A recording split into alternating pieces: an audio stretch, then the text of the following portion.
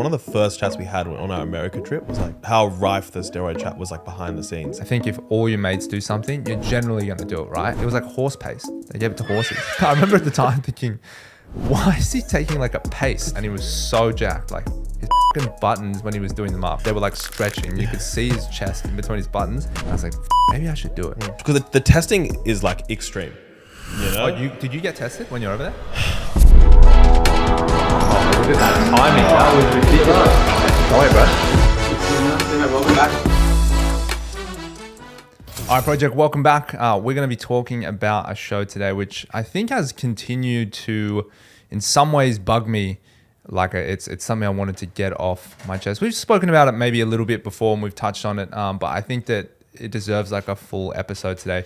We've gone deep. We're going to be talking about the continued rise in young men using steroids. I don't know if abuse would be the term that I would use initially, but use for sure. And the factors that go into it and kind of, I guess, the top 5 reasons that it is increasing, or what we believe to be the reasons it's increasing. And I'll probably share some personal anecdotes of just like friends and other people that we know that have used them, and I guess in some cases where it would be appropriate. And then also I want to talk about some of the stats of it as well. And I think that if you are a young guy listening to this, you know, Raph and I are both in our 30s now, so still feel young, but in business years, we're quite old. Is that like it's like training age? It's like business age. It's like we've been working for a while. So I feel like we've been in the industry for over 10 years. So we've seen a lot of it as well. And I think just through the podcast as well, all the people we've interviewed, we've obviously got like very high exposure to it as well. But anyway. Behind the scenes chats. Exactly. Which often steroids is very common. It's like remember the first things I can't remember where it was, but one of the first chats we had on our America trip was like talking to someone about how rife the steroid chat was like behind the scenes in the early days of the CrossFit Games. Yeah. And that was like one of our first introductions. Yeah, to like I do remember that. Yeah, it's interesting. You know what? I will say just before we get into this first point here is that it has become, I think so when we started in the fitness industry, no one ever talked about it, right? And it was obvious who was on it, but there were a lot of people that wouldn't tell you about it. But now I think thanks to a lot of the probably like influencer users or people that are kind of known for using steroids, and they talk about it openly and they share about it openly. Although I think it's been a net positive, them talking about it and just allowing people to be more educated on it, and less secrets, and obviously not creating misalignment as to why they look the way they do or they perform the way they do. They're very open about it. Although that has been good in many ways, I think one of the negative effects of that has been, unfortunately, people find it more normal now. And so it's definitely blown up the use. Yeah. So I think more people think it's culturally acceptable to use, and it's not necessarily the case. We're definitely not like full on health medical advisors on this stuff. We just kind of gym bros that know a lot about it. But anyway, so I think probably some of the first stats I wanted to read off here so we've got a study here from the Substance Abuse and Mental Health Services Administration. Sam Hasser, that's the acronym. The use of anabolic steroids among young men in the Western world has increased over the past few years. In the US, it is estimated that approximately 2% of young adult men have used anabolic steroids. That is a lot. So if you were a cohort of 1,000 kids in a high school, then that would be 20 kids of those. That's kids. a lot, because I'd imagine only how many I had kids 0 are in even my high school. Yeah, but also how many kids are even into like going to the gym? The gym, yeah. Well, I'd be high in the US, I reckon. I mean, this is probably older than high school. You went age. to college in the US. Yeah, there was definitely steroids there.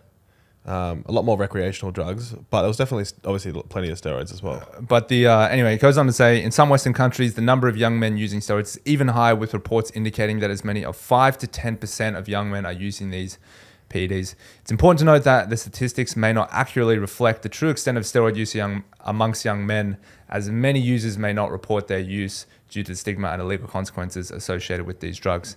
And then you've got, according to the World Anti-Doping Agency, WADA, the use of performance-enhancing drugs, including anabolic steroids, is preventing is prevalent among young athletes and weightlifters. A study in the International Olympic Committee found that up to 14% of young athletes have used anabolic steroids. Yeah, I mean, it's pretty scary. Like I get it if, you're trying to win gold medals in some ways, you don't really have a choice. Like, they don't have a choice in China and Russia. It's like, all right, cool, you've been chosen for the program. We're going to pull you out of poverty. We're going to make you a superstar. This is just like par for the course. In the same way you got to eat your chicken, broccoli, brown rice, get 8 hours sleep and do your ice baths, you're going to have to take your injections as well. Like, that's just the rules of the game. I mean, obviously we know it's on the rise, and I think there's obviously many contributing factors, but let's get into what we think the strongest driving factor of all these points, and that's body image. And I think that the only thing that's changed between when we started lifting and when kids are getting into it now, starting to lift, people that are 15, 16 years old, is social media. Like, what else could it be? If you just think of the number of images of jack dudes that you see per day, or guys in ridiculous shape that are on anabolic steroids, where the sources when we were growing up, okay, we had Flex magazine and Muscle, was it Muscle Nation? No, Muscle Mag, something like that. Muscle and Fitness, and Men's Fitness. Probably Men's Fitness, they probably weren't on steroids, but anyway, there are probably a few guys in there that were from time to time. So that's 3 magazines. You had to buy the magazines, right? So you could also look at them free in the store. You could. But even then, it's limited to a very short period of time, right? So sometimes they're in that Lach Raph, you can't even open them up. Yeah. And then you've got the other options there. You've got there weren't many bodybuilding films. The only bodybuilding film at the time was Pumping Iron. I even what do they call it? Pirate? When you used to pirate movies? I pirated what's the one? What's Mark Bell's movie? Sorry, Bigger, Faster, Stronger. Bigger, Faster, Stronger. That was it then. And there was tons of just like bodybuilding behind the scenes videos. Like, all the big bodybuilders had like training videos you could pirate. Yeah, but that you would pirate. Yeah, like Dorian Yates. Yeah, they all had them. What was Dorian Yates one? Blood and Guts. Blood and Guts. Yeah, the Blood and some shit like Blood that. and Glory or something. Yeah. So there was that, but if you think about where most of the images came from, it came from Hollywood. Arnold Schwarzenegger movies, Sylvester Stallone movies. This was the way that we absorbed, these insane physiques, and that put that in some ways created that body dysmorphia, put that body image issues on you. But there was never I just couldn't think back to a time when I was lifting, the people who I said I wanted to look like, it was like a Steve Cook or a Greg Plitt, or at some point when you're delusional, like a Phil Heath or a Jay Cutler. But what you didn't have is anyone that you could really relate to, right? And that is the difference, I think, between this generation coming through, this Gen Z lifting generation, and the pressure they feel, and us. And the pressure they feel is they can open their phone and they can find 25 guys on TikTok, Instagram, YouTube that look identical. That are their same age, same circumstances, everything, on steroids, open about being on steroids, and probably 20, 30 kilos heavier than them. That, I think, is the scariest part. And I wonder, we weren't in that situation, so I don't know how I would have reacted. But if I had been in that position, when you're very vulnerable, when you're young, and obviously you don't think about the health consequences, you just think about, the prefrontal cortex, the higher decision making when you're younger. It's just not formed yet, right? It's funny because when you're 18 and 17, you think you're quite intelligent. You're like, oh yeah, I've got it figured out. I'm quite smart. Now, when you look back on a 17, 18-year-old, you're like, you're a child. You don't know anything. You're an idiot. And I think that is why they're able to, or that is why it's on the rise. It's just because they're so susceptible to social media and the influence of social media that essentially you're going to create some kind of body dysmorphia by just absorbing so much imagery. You can't not get into health and fitness in Gen Z and then within a week have your entire feed filled with fitness influencers. Yeah. There's also, I think, the gatekeeper with the internet disappears a bit as well. Because before it was there was a huge gap, right? So it was you in the gym, and then there was bodybuilders you see. And you could be like, okay, I don't want to go that far extreme. You didn't know how many layers were in between. And then also to get it, you kind of still have to usually go through somebody older. So they'd be maybe the meathead at the gym that sells it. And they, maybe some better than others, but most would probably be like, oh, dude, just wait a few years, Yeah. They're probably decent advice to you. Oh, dude, get, smash out your natty gains first, then get on it when you're older. But now with the internet, that's gone. Yeah. And you can basically work out, 17-year-olds are really good at the internet. You can work out anything you want on the internet. You can probably even work out how to do it you can't really do it safely at that age. But you can probably work out how to do it in a reasonable fashion as well. Yeah. You can access all the forums. You can like access information online, and you can access buying it online. Yeah. So you basically can do it all from behind your computer desk, regardless of what age you are. Yeah, 100%. And that's one of the points we'll dive into in more detail. But we'll start with, or we'll end point one with about body image, just about some stats. So a study by the National Eating Disorders Association found that 25% of men who were dissatisfied with their bodies engaged in muscle enhancing behaviors such as steroids, dieting, and excessive exercise. I mean, I would like to know what they classify as excessive exercise and what's wrong with dieting if it's like eating better food. But steroids obviously is the clear point here. And then another study conducted by the University of California found that up to 31% of male college students who exercise regularly exhibit symptoms of BDD, which is body dysmorphic disorder, with a high prevalence among those who use steroids. Yeah, so I mean, the reason that people use steroids obviously largely is, or the recreational use it, is to enhance their body image, right? We'll talk about athletic performance next, but yeah, it's because they feel a sense of insecurity about how they look. And I think that the underlying insecurity with how you look is just the general insecurities you feel anyway as a teenager. Like you feel insecure about lots of things, not just the way you look. That's obviously an obvious one, but you feel insecure about how cool you are and like what friends you hang out with and if girls like you or not, or how your hair looks, or I don't know, what suburb you live in. I don't know what college you want to go to. Or you feel insecure about so many different things, but there's not many ways that you can, I guess, abuse that insecurity. And steroids is becoming a way to exploit that insecurity, which is the scary part. And we'll talk about, I think, in more detail why that is. But second point here is athletic performance. I think obviously a much narrower subset of the young men who use steroids is athletic performance. But I was going to ask you, you went to college in America. You played a full season of rugby. Was there any steroid use in the colleges that you knew about? Yeah, there's a lot, except the testing is very stringent on the athletes. So I actually think that, from what I could tell, like the athletes were generally just very gifted genetically. Okay. And it wasn't as much because the testing is like extreme, you know? Oh, did you get tested when you were over there? I got tested only when I tried out for the football team. Okay. And the testing, test? but the testing is serious. And I'm sure if you make the team and whatever, it's far more. So, and that's why they all get popped for doing, weed and stuff like that constantly. Right. So, like, I think the testing is effective. I'm sure there's like tons of colleges where it's different or whatever. Yeah. And ways around it. I think it was much more prevalent with just frat boys, and then sports like rugby, where you didn't get tested. Right. And were there guys in the rugby team that you Yeah, knew that but they were used it? all ex-football players that.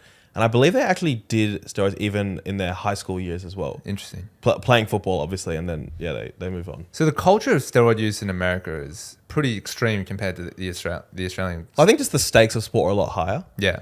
So, Worth it. so it's more The payoff's worth it. worth it, Yeah, it's yeah. more worth it. Bigger crowd there. There's like more girls. More There's- money. Yeah, Yeah. all the stakes are a little bit higher.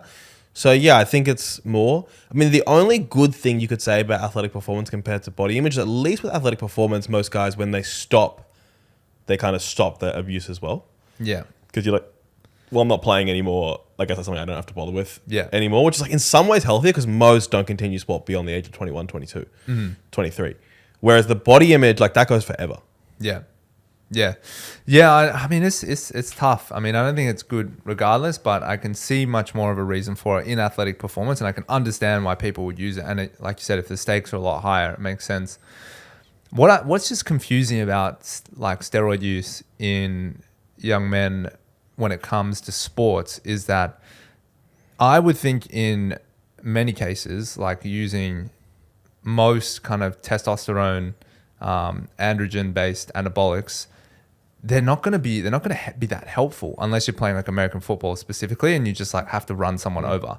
But generally, they're going to tighten you up and make you stiffer. So I don't know if you would get as much performance benefit from it as you would think. What you would benefit from the most would be probably a little bit of that stuff, but your testosterone is so high when you're young already. Like you don't need to make it any higher.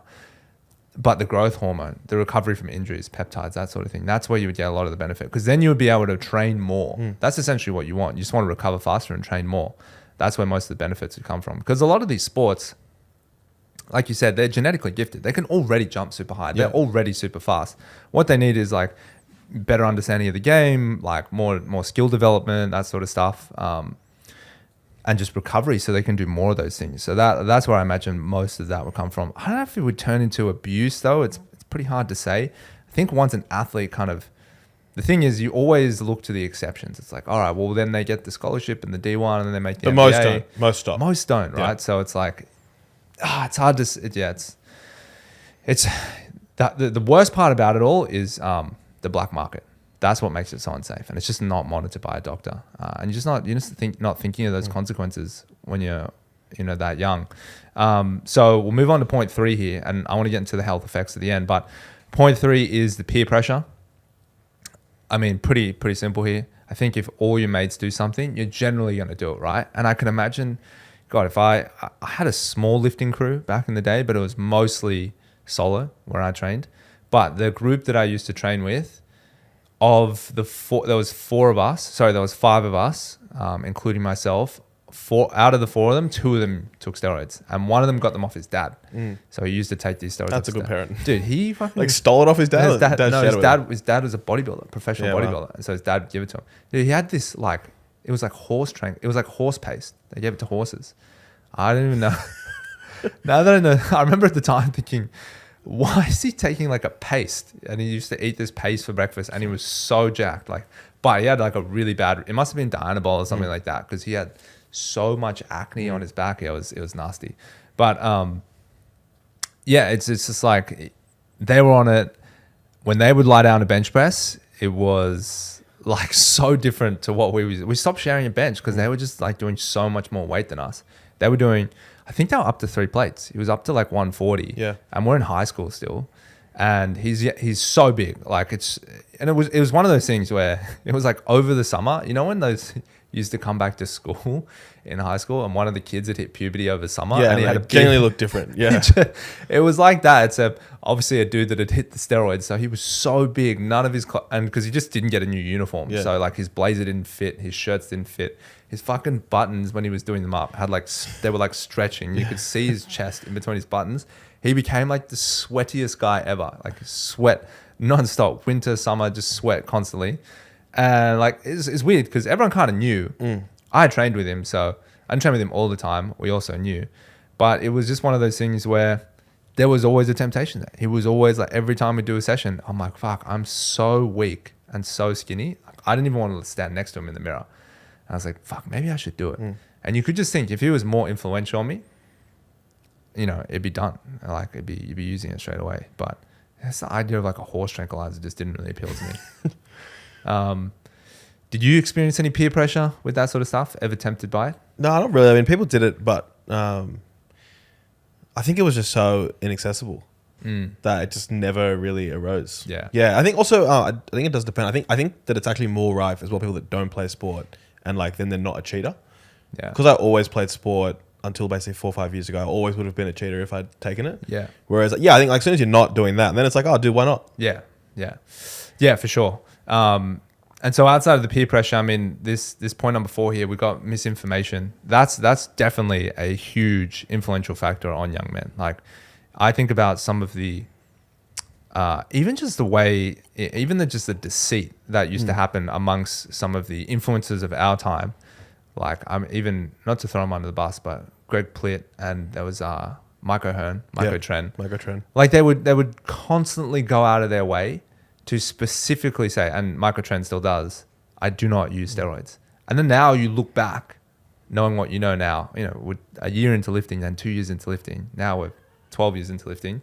So these guys are clearly fucking sourced up, right? And that becomes very difficult for young men to disassociate like steroid use and how bodies look and all this sort of stuff. So when it comes to misinformation now on TikTok, on influencers, on Instagram, I think the problem is a lot of these guys go out there and they only talk about, it's kind of like the survivorship bias, right? That you're only seeing the guys that responded really well to it and somehow managed to get clean stuff, not on the black market. And there's probably loads of use cases of people that didn't respond properly, didn't even get the right product, didn't get the right substance, had a bad reaction to it as well. And then you never hear about those guys, right? But you're going to hear, oh yeah, I just took this thing and I took this and like all my numbers have gone up and I look great and this and that. And then what you aren't going to hear about is that they have like complete testicular atrophy by 25, and they're going to be jabbing for the rest of their life. I think Larry Wheels probably one of those guys, except for the phase he's in now. If you followed most of his journey up until he got off steroids or got off like the hardcore anabolics, there was never a negative, like he would never speak negatively about steroids. And he made it obvious how fucking awesome it is to be on steroids. Most young guys seeing that would be like, oh, it's all positive. Yeah. It's all upside. Look how many followers he has.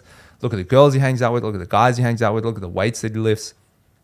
And you get this distorted reality. But then you get this wake up call. If you've been going, oh, that's good what he does, I'm just going to do that. And then he turns around and he goes, hey, like, I'm worried about having a heart attack here. My organs are enlarged. I struggle to get up steps. Like, I have trouble breathing. I have panic attacks. Like, the doctors think I'm going to die soon. I have to come off. You're all of a sudden getting this reality check. If you're a young guy taking steroids going, fuck, I can't believe I fell for that. Like, I didn't do my own research. I just blind faith believed that what he was doing was correct and that he did his own research. But no, like, it's the blind leading the blind. So that's the thing I fear for the most, because I fear for it because I feel like I could have easily fallen into it. You know, if I hadn't found CrossFit at the time, I reckon I might have gone down that path. Like, it's hard to say. Some of the people I was hanging around with, some of the things we were talking about, and could have easily seen myself, you know, deep into steroid use by 21, 22. You know, I usually find that with the misinformation, there's like a bridge people cross that when they cross it, it's like the most dangerous one. So often people are like, oh, no, like I don't think most people are on it, whether it's like in your sport, like you're doing CrossFit, you're like, no, I don't think most of the guys are on it. Or like you're just trying to get big. You're like, yeah, like I know the huge guys are, but like these guys are not. And then you get proven wrong like once and you feel like betrayed in some way. Like, oh, you find out this CrossFitter is on steroids, or you find out this guy you followed like actually is. And then you get to this other side where you go, man, every single person's on steroids. Yeah. And you always have to like, dude, they're all on it. And then you think you're really smart because you're like, no, I won't be tricked again. I know everybody bigger than me or that benches more than me is on steroids. And that's often like the place people jump to. Yeah, I used to always one hear that. extreme. Well, yeah, I'd hear them, they'd do it across like, dude, everyone at the regionals on steroids. I'm like, they're certainly not, because I'm not. But like that, they would feel better about themselves that way. Or like every dude that's big at the gym is on steroids. And then that's when you're like, I've got no choice. You know, and they fall into that. They'd be like, I've been lied to. I'm not going to get lied to again. Like, I'm not that dumb. You know, and then you feel better about yourself. You're like, I'll go down this path because I'm not one of the suckers who's going to like fall for the trap that you don't have to take this stuff. Yeah. Yeah. I mean, it's, you want to find that balance. I think the finding that balance also when you're doing your own research on this stuff it's about finding conflicting information, because I think it's very easy to find, especially with how these algorithms work, is they're going to feed you your bias, right? So if you start Googling like positive effects or like how does testosterone work or how does Anavar work or all this sort of stuff, right? You're going to get a certain amount of information which is going to be positive and a certain amount of information which is going to be negative. If you start reading into the positive information, which is ideally what you want, if you're tempted by something like this, you're going to start reading into the positive things. Now, if you then take the negative, if you then actively seek out the negative things, I think it can really and kind of hit you like a ton of bricks. You're thinking, oh, dude, I'm definitely going to order this stuff. This sounds so good, this and that. And then you read something like, hey, just be careful. When you take this, some of the health consequences that could be involved is this. And then here's a video of this doctor talking about it and then this. And you see all the negative stuff. And then you think, whoa, okay, wait. Maybe this isn't as good as what I thought it was. Maybe I need to tread a little bit more with caution here and weighs up the pros and cons. Because there's no free lunch in the world of anabolic steroids. Everything has a consequence. Now, it's just pros and cons, right? Okay, if you're going to start on testosterone replacement therapy, the pros better outweigh the cons, right? That's why when you're like 65, most of the pros outweigh the cons, because it's like, oh, you're going to have to probably stick yourself for the rest of your life. Cool. Rest of life isn't as long as a guy who's 35. Yeah. Right? It's a lot more injections over 30 years in a 30-year delta. And you're also, you're in the medication zone. Yeah. 65 to 95, bro, you're medicating. And the pros are way more pro. It's like at 65, you really feel your age, and then you inject, you feel a lot different. Whereas 35, it's like maybe you just need to clean up some of your lifestyle stuff. I do think that's actually a lot of where, like, as well, you get lost, because you hear stories, like if you're young, about how good it was for someone. Someone will be like, oh, dude, I was like run down this, low energy, and I got on something and my life turned around. It was so good. I'm like, yeah, but that person was 42. and like actually needed help, had really low testosterone, you don't, and you're 26, so you're not going to get the same result. Yeah. You'll get you'll get like more downsides than that person had, and you will not get most of the pros because you don't have a problem like that person. Yeah, 100%. And that's why, like, in some of the cases that we've used with people that we know, the difference in the effects vary dramatically. Like, just and the big difference, obviously, it's not as much age as it is lifestyle. Because, like, you look at some of these people and it's like, all right, well, you know, it's still early days for you in terms of your kids. You know, you're fucking getting no sleep whatsoever. That tanks. We know that tanks your testosterone. We're going to do a full episode on low testosterone, but if you inject when you're low, of course you're going to feel better. Whereas someone who's optimized their lifestyle, yeah, they may be older, they might have 20 years on you, but like they get enough sleep, they don't drink, they train, like they're going to be feeling pretty good. I think that people just get sucked into the, well, you know, I just feel like shit right now, let me just take the shortcut out of this. And it's like, okay, well, again, pros and cons. Is it worth taking the shortcut out of this? But as it relates back to young men, just to pull this conversation back, that's where they're going. Is they want the shortcut, right? That's the temptation. The temptation here is the shortcut. Whereas we're in a different phase of our life where we're like, okay, kind of maxed out my natural genetics of what I'm willing to do at this point to put on more weight. I was talking about this with someone else the other day. It's like going from 11 to 10% body fat, although it's 1%, so much more of a lifestyle change than it is from going from 15% to 14%. And you just ask yourself, like, of course I could do it, but is it worth it? Am I going to put the effort in? And that's the same as it relates to a lot of these kids. I think that they start lifting in the gym and they just see the guy who's got 20 more kilos of weight on them and they think, oh, I just can't be bothered. It's just so hard. He's like, how long have you been lifting? 10 years. And I barely missed a session for a week. And they just think, too hard. Yeah. Because they're that instant dopamine hit generation, right? Thanks to their phones, thanks to social media. And it's hard to... Trying to sell me when I'm 18 to just buy into the long game and the journey, it's like, it's not what you want to hear, right? You just want to, what's the pill that's going to help me get bigger? That's why you take all those animal packs and testosterone boosters and crazy shit like that, because you want the results straight away and you're just way more susceptible to that when you're younger. So that is part of the temptation of taking steroids. So I just think if you can weather that storm a little bit when you're younger, and just, I think that's why CrossFit helped a lot, because you were able to get a bit more instant gratification because there were so many measurable things. It wasn't just how does my body look today, which obviously changes very slowly. It was like, oh, I increased my toes to bar, my pull-ups or my row climbs or whatever it is back then. That was a lot more satisfying back then. And then the body changed over time. So it is tough. I can definitely empathize with, you know, wanting the instant results, but you just have to not give into it. That's the key, because the long-term health consequences, it's just not worth it. So wrapping up, the last thing on... where do we buy it? Yeah. So number 5 is accessibility. Now you've got greatly increased accessibility. And I think this, for me, if I'm looking at, you know, what I had access to when I started lifting and then what kids have access to now, this is the difference. Yeah. Like this is the... probably to me, this is the reason I didn't do it versus the reason that... the reason I didn't do it versus the reason I did it. And that is just, you just get everything online these days. You're literally one online rabbit hole away from buying it. Everyone knows you've impulse bought shit before. Courses, different shit, right? SARMs and peptides, they hadn't been manufactured. And all those times you're like on the internet late at night, just watching video after video, like one night like that, and that's all it takes now. And there wasn't the influencers selling you products like there is today. You know, you can get on a YouTube channel of a guy that's very much like you, that looks really good, that's shredded, it's only 2 years older than you. He's like, dude, I was like you. And then I started taking this product and like it just gave me that little bit of extra boost. It's not that crazy, but you should definitely get it. Use my code. That wasn't a thing when we were younger. Like there was no one pitching me that back then. Click this link, buy it. You trust me. You've been watching my channel. I'm a real guy. That didn't exist. You know, the only thing we had access to was Max's muscle powder and Optimum Nutrition, like gold standard weight. Like that was it. And the mass gainer with the cement mixer in it. So SARMs, peptides, all those things, which, you know, for a lot of online sources, they were pretty well manufactured products, those SARMs and peptides. Like there wasn't, at least from what I heard, there wasn't a ton of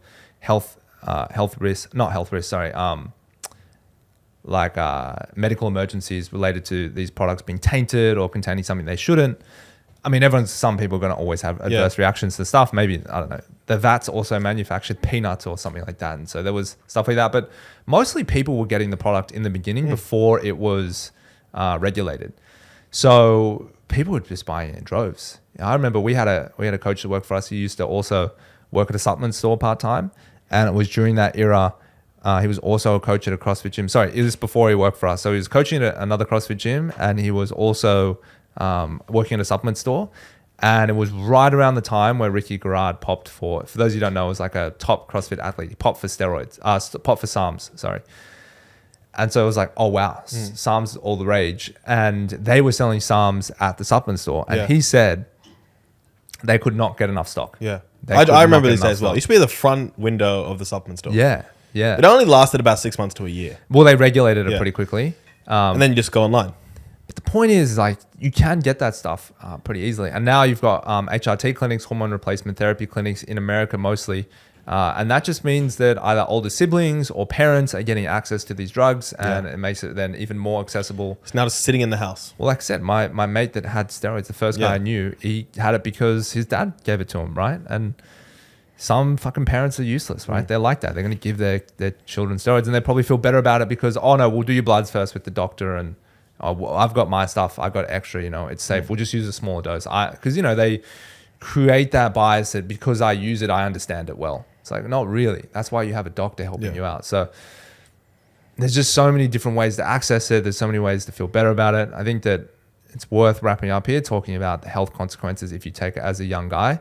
There are a couple things I really want you to consider. Number one is the Superman complex. I think I've heard it called that before, but that's the way I remember it. The Superman complex is essentially when on the drugs, you feel like Superman, which is true. You're stronger, you're bigger, you're faster, you have more energy, you have a higher sex drive, you feel like fucking Superman, right? You actually go a level above. And there's so many people that I know that have talked about the Superman complex before. That's not what they call it, but they've described that feeling when they're on it. The Superman complex doesn't last forever. They call them steroid cycles for a reason. You go on for a certain period of time, you come off for a certain period of time. The off period of time, depending on how heavily you abuse the cycle, as in the dosages and what drugs you used and how big you got, how strong you got, you will feel like an absolute shell of yourself, right? The pumps will be less, the numbers on the bar will be less, your energy will go down, your sex drive will go down, you'll lose weight, all the positive things. Now that don't worry about the physiological consequences of that, which are mostly negative. Trying to get your body your body fluctuating massive amounts of weight and water and hormones, not good for it. But the damage is the psychological, which is why it's called the Superman complex. You don't feel like Superman anymore. And what do you want to do? You want to be Superman. So you end up in this perpetual cycle of on and off and on and off and on and off and up and down, high, low, high, low, high, low. So that is the trap that you find yourself in. You don't want to get stuck in that trap when you're 16, 17, 18. That's a horrible place to be, like feeling good for 10 weeks and then feeling like shit for 4 and then 10-4, 10-4. Like that's not a good place to be. You optimally, like ideally what you're doing is you're being natural for as long as possible. You're trying to feel good as long as possible and you're not messing with your organs and your hormones long term. So that's probably the biggest trapping is the Superman complex. And that's a mental health issue more than anything. But two, if you look at the actual physical consequences of steroid use when you're really young, is a lot of the systems and the organs in your body are still developing. And if you are messing with those pathways, now this is the part that obviously I'm really not an expert in at all. So I'm going to just talk very high level about it from what I understand.